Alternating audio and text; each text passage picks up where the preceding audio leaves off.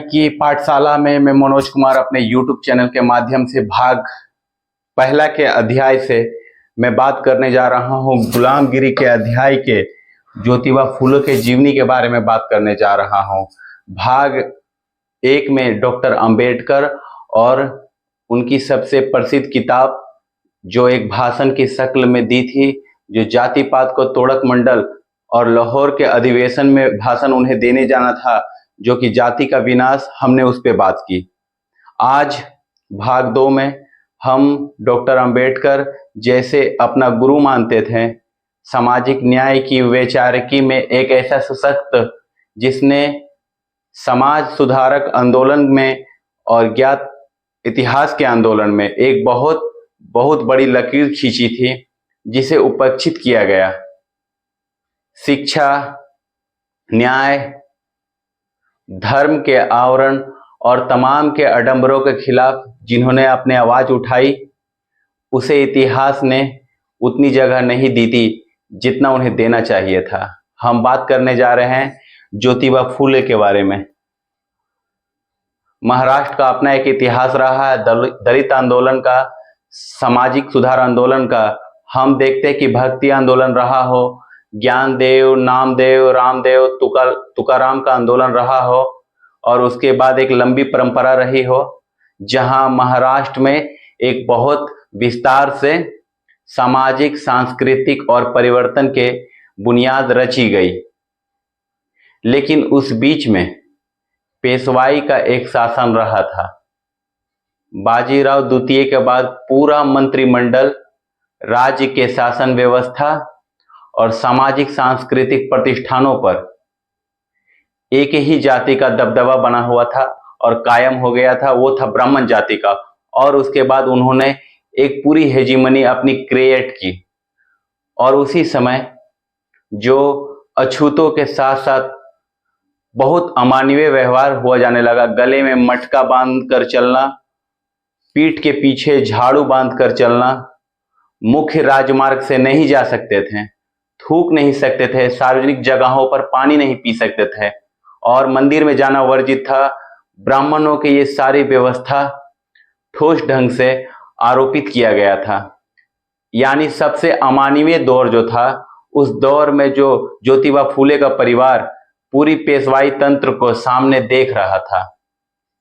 पिता गोविंदराव और माता चिमड़ाबाई के घर 11 अप्रैल 1827 को 2 बच्चों में से एक बच्चे का जन्म होता, जिसका नाम उन्होंने ज्योति रखा।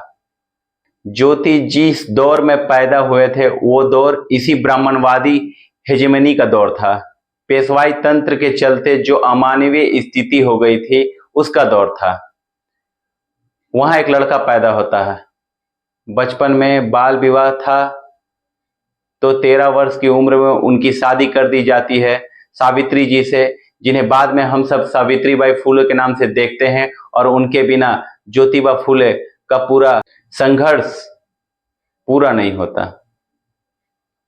किसान कामगार जातियों के बीच इनका परिवार पेशे से माली का काम किया करता था, यानी कि जाति से माली घर में पैदा हुए थे।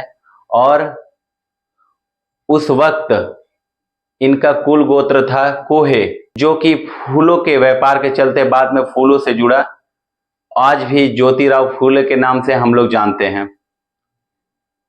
उस बच्चे को पढ़ाने की ललक पिता गोविंदराव फूले की थी, और उन्होंने उनका मिशनरी स्कूलों में दाखिला करवाया था। और दाखिला करवा करके इन्होंने फूले को पढ़ाया, और प्राथमिक शिक्षा पूरी करने के बाद ज्योतिबा फूले के पिता एक बात सोचते थे कि क्या पढ़ाई की अहमियत।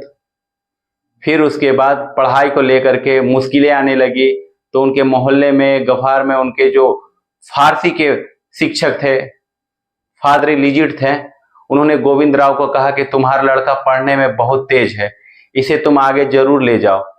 फिर उन्होंने ज्योति का एडमिशन स्कॉटिश मिशनरी स्कूल में करा दिया गया, जो कि कॉलेज डिग्री के पाने के लिए आगे बढ़ता है।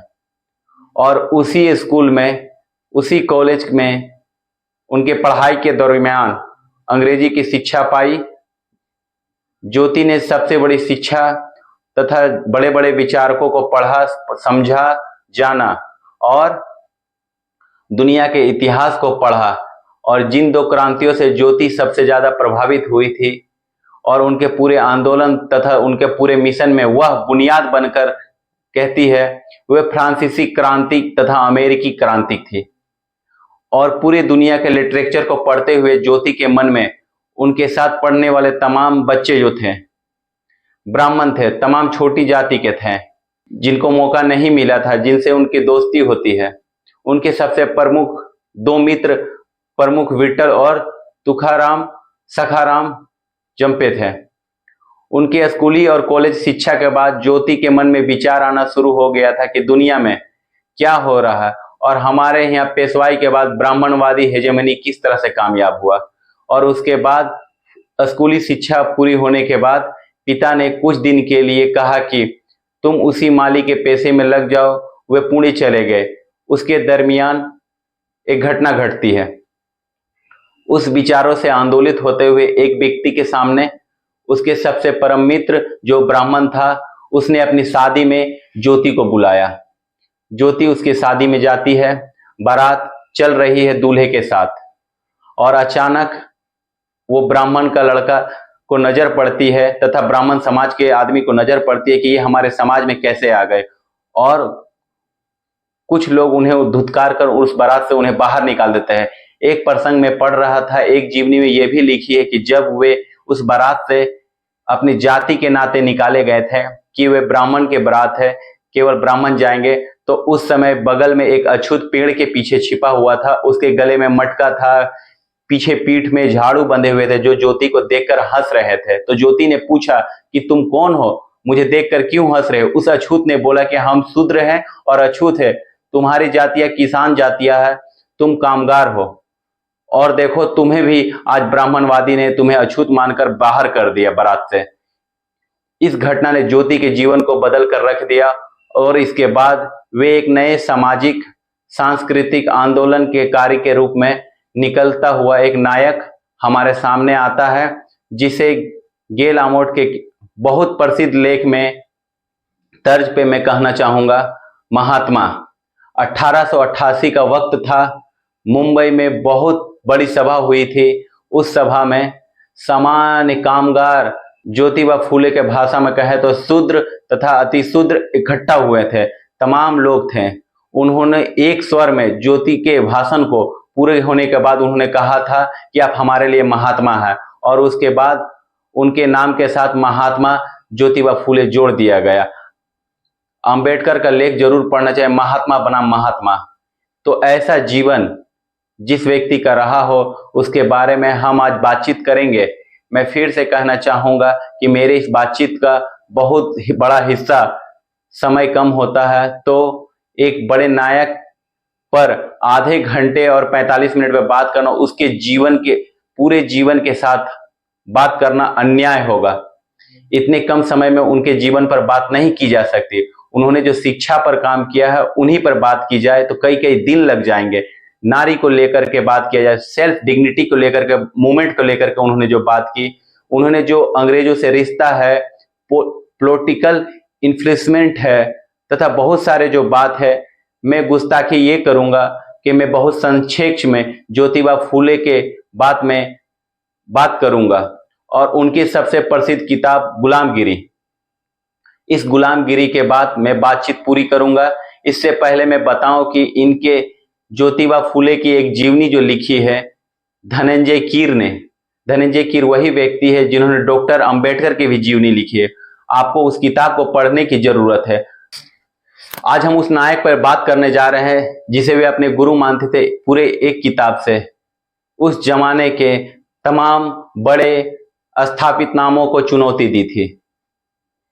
एक सवाल के जरिए मैं अपनी बातचीत शुरू करना चाहूंगा कि बहुत प्रसिद्ध कथन है, शिकारी अगर इतिहास लिखेंगे तो हिरणों का इतिहास नहीं आएगा, हिरणों को अपना इतिहास खुद लिखना होगा। राजा राम मोहन राय, ईश्वर चंद्र विद्यासागर, विवेकानंद, दयानंद हमारे लिए समाज सुधारक है, हमें बताए गए। रामकृष्ण मिशन तक इसको स्थापित किया गया। ये हमारे राष्ट्र को बनाने के लायक है।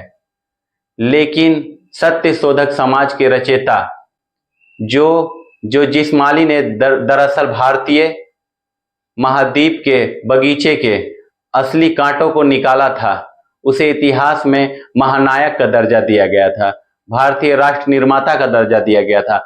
हमने अपने नैतिक शिक्षाओं के एक पाठ्यक्रम में छोटा सा हिस्सा जोड़ दिया। ये ज्योतिबा फूले और सावित्रीबाई फूले हैं, जिन्होंने यहाँ स्कूल खोल दिया था, जिन्होंने इतने बड़े व्यक्तित्व को मात्र कुछ पन्नों में कैद करके रख दिया। बातचीत की इस क्रम में हम जब आगे बढ़ते हैं तो मैं कुछ उनके बहुत महत्वपूर्ण काम है वहां से बातचीत शुरू करूंगा। उनके बातचीत के आखिरी हिस्सों में मैं कोशिश करूंगा कि गुलामगिरी के कुछ पन्नों को आपके सामने साझा कर सकूं। हम जानते हैं कि आज के इस वक्त में हमारी चुनौती क्या है। एक बहुत बड़ा तबका जो अदर बैकवर्ड क्लास के रूप में, मंडल कमीशन के रूप में, पिछड़े समाज के रूप में, जिसमें किसान जातियां, कामगार जातियां, कुम्हार, लोहार, बढ़ई, मोची, बढ़ई, कुम्हार, लोहार, नाई, माली, सब्जी पैदा करने वाले लोग, इन सारी जातियों को मिलाकर ज्योतिबा फूले उस तबके से आते थे। लेकिन उन्होंने जिस मुक्ति का ख्वाब देखा वे जाति व्यवस्था से मुक्ति थी, ब्राह्मणवाद से मुक्ति थी। ज्योतिबा फूले के शब्दावली में बोलूं, ब्राह्मण और पुरोहित की हिजेमनी के खिलाफ शूद्र और अतिशूद्र के संघर्ष के नायक हमारे सामने खड़ा होता है। शूद्र और अतिशूद्र में दलित, पिछड़े, आदिवासी सभी शामिल होते हैं, क्योंकि ज्योतिबा फूले बहुत विस्तार में लिखती हैं। वे लोग जो बाहर से आए हैं, उन्होंने ज्ञान के सत्ता प्रतिष्ठानों पर कब्जा किया, जातियां बनाई और जातियों को फिर इस क्रम में स्थापित कर दिया कि हर जाति अपने से नीचे जाति को घृणा के नजर से देखा करते थे और शिक्षा से वंचित कर दिया, संसाधनों से वंचित कर दिया।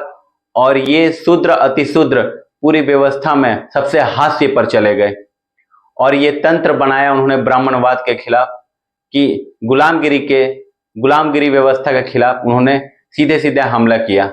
ज्योतिबा फूले ने बात से एक बात समझ में आती है कि मुक्ति का द्वार शिक्षा से, मुख्य रूप से उन्होंने जो सबसे प्राथमिक काम शुरू किया वे शिक्षा पर शुरू किया, क्योंकि वे खुद शिक्षित होकर आगे आए।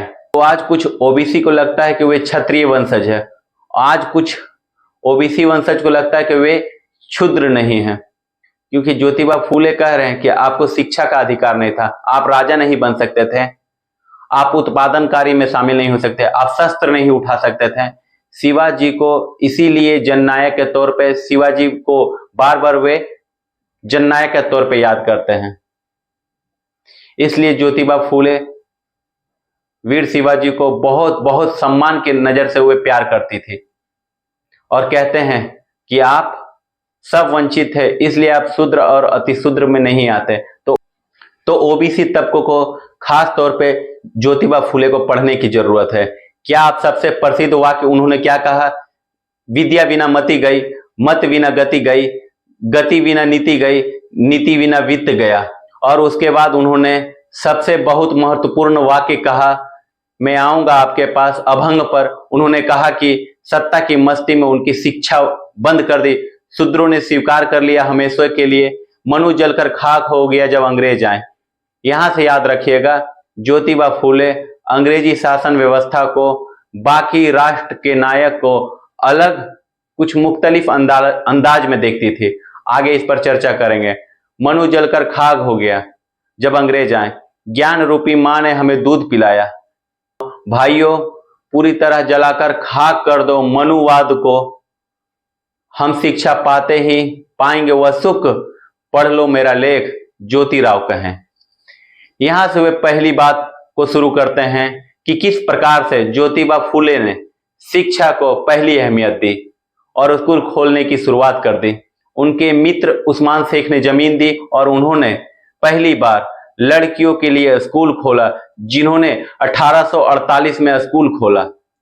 उस स्कूल में जो जमीन थी वो गंजपेट मोहल्ले में अपने स्कूल के जमीन दूसरा स्कूल उन्होंने खोला और तीसरा स्कूल उन्होंने 1851 में खोला। तो उस जमाने में ज्योतिराव फूले ने सीधे सीधे ये कहा कि महा, मांग, मोची तथा अछूत जातियों का आपने एडमिशन किया।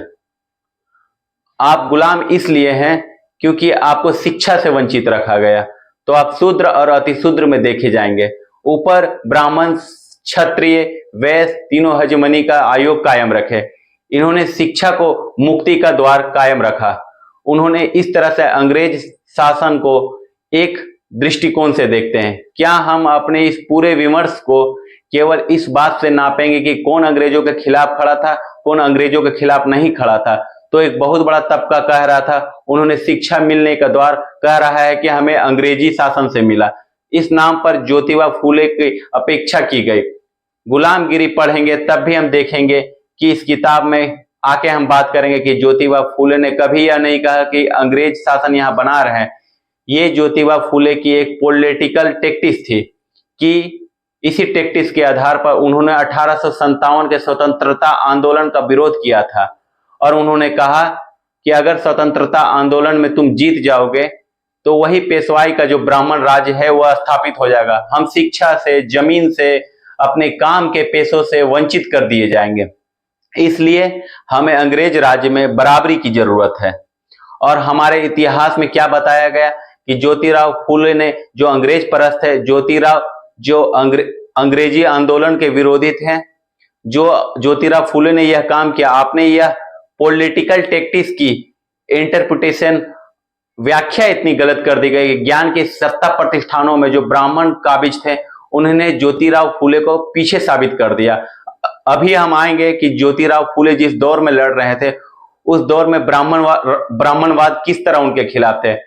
आजाद हिंदुस्तान का जब इतिहास लिखा जाएगा तो ज्योतिराव फूले को किस तरह से सिलेबस से बाहर रखा गया, अंग्रेज परस्त उन्हें घोषित कर दिया गया, कैसे उन्हें फिर से स्कूल खोलने वाला एक समाज सुधारक बना दिया गया।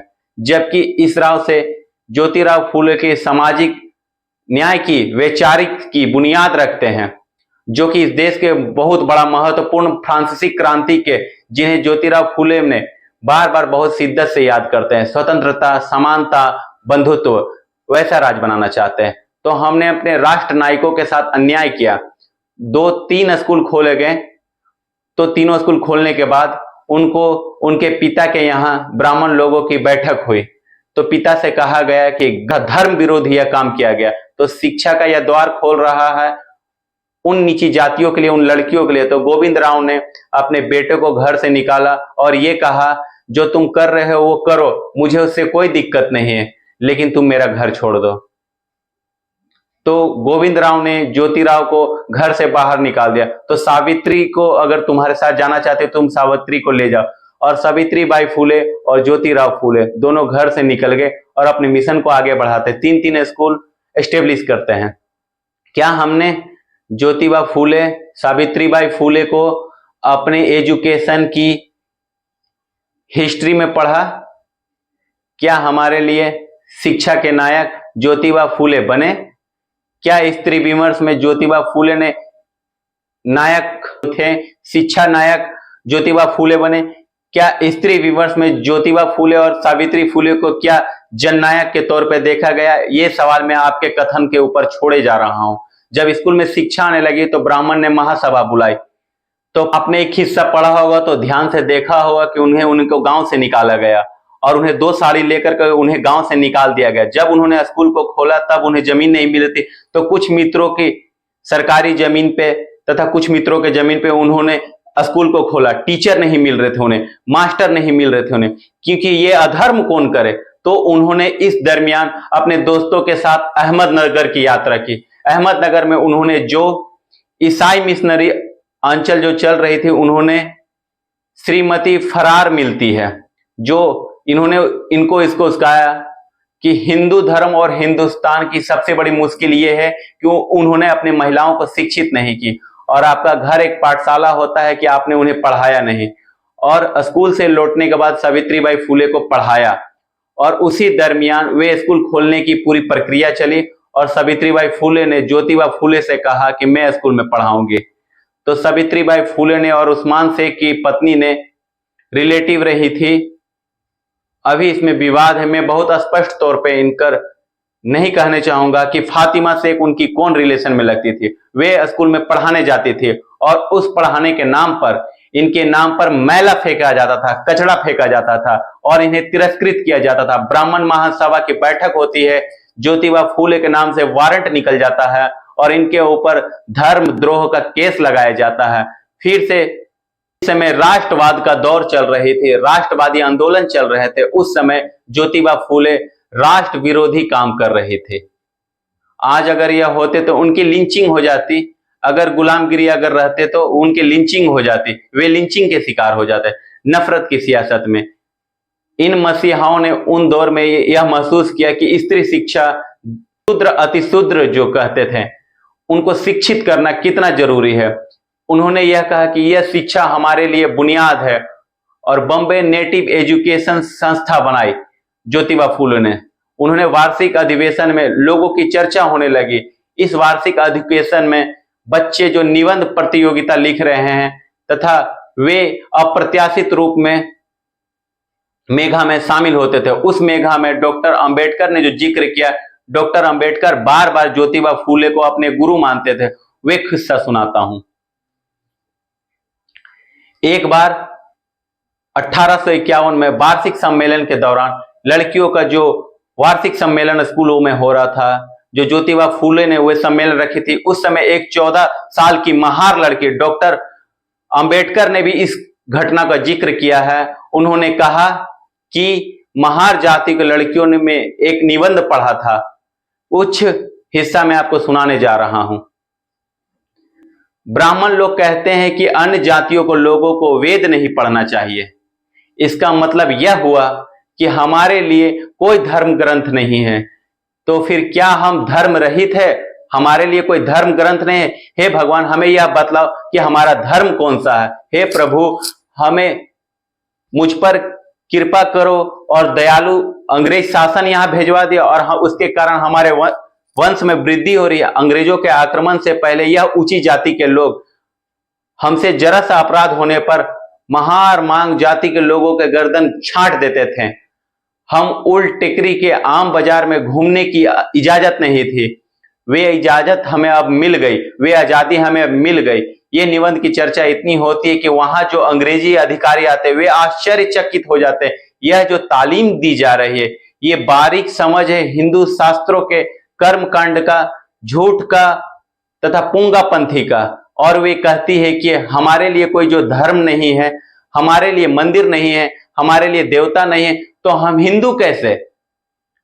इस 14 साल की बच्ची का, महार बच्ची का जिक्र डॉक्टर अंबेडकर करते हैं। इस पूरी प्रक्रिया में जो एजुकेशन हब की तरह बनाया गया डॉक्टर अंबेडकर द्वारा, इन्होंने ज्योतिबा फूले को, यह ज्योतिबा फूले का प्राइमरी तथा सबसे बुनियादी काम था। शिक्षा लड़कियों के लिए तथा घर के महिलाओं के लिए शिक्षा पढ़ाने की बात, इसके चलते उन्हें अपेक्षित किया गया। ब्राह्मण महासभा की बैठकों में उनका मजाक बनाया जाता था, उनके ऊपर हमले होते थे, कटाक्ष होते थे, गंदा फेंके जाते थे, मैला फेंके जाते थे। फिर से उन्होंने ये चीज को अपने आगे बढ़ाया तथा स्टूडेंट लिटरेरी तथा साइंटिफिक संस्था नामक उन्होंने बंबई में एक संस्था बनाई और पूरे मुहिम को आगे लेकर गया। Jyotiba Phule self degree movement कर, उन्होंने किताबों लिखते, पत्र निकालते थे। देश बंधु नामक से, बहुत प्रसिद्ध नामक से किताब निकालते थे। जीवनी से जुड़ा हुआ एक हिस्सा शिक्षा से जुड़ा हुआ, उसके लिए मैं अभी यह कह देता, गोविंदराव की मौत होती है, पिता जो थे उस समय ब्राह्मणवादी कर्मकांड के बिना एक भी गतिविधि, हिंदुओं की गतिविधि नहीं होती है। ज्योतिराव ने उन्हें मना कर दिया कि हमारे यहाँ कोई पुरोहित कर्म नहीं होगा। और गोविंदराव पिता की मृत्यु के बाद उन्होंने अपंगों को, विकलांगों को और शूद्रों अतिशूद्रों को बुलाकर खाना खिलाते हैं। और उसके बाद उन्होंने ये कहा कि आपकी मुक्ति की किताब देती है। और उस दिन जो हम अपनी भाषा में तेरही कहते हैं ना, उन्होंने तेरही नहीं मनाई और उन शूद्रों को खाना खिलाया और जाते वक्त किताब भेंट की। और ये है कलेवर। आज ओबीसी ये श्रेष्ठ जातियां फंसी हुई है ब्राह्मणवादी कर्मकांड को लेकर के। और गुलामगिरी में ज्योतिबा फूले साफ कहते हैं कि उनकी सफलता है कि उन्होंने तुम्हें पढ़ने नहीं दिया और कर्मकांडी पोंगापंथी के विचारों को तुम्हारे ऊपर थोप दिया, और जो तुम अपने कंधे पर ढो रहे हो, इसलिए तुम्हें उससे मुक्त होना होगा। ये एजुकेशन, बहुत बड़ा एजुकेशन जिन्होंने इस देश की बुनियाद बनने को लेकर रखी थी, हमने कभी एजुकेशन के लिहाज से अपनी पुरानी परंपरा में उन्हें शामिल नहीं होने दिया। ज्योतिबा 1878 आते आते स्कूल बंद हो जाते हैं, लोग क्रांतिकारी हो जाते हैं और लोग अपने घर में पढ़ने पढ़ाने लग देते हैं।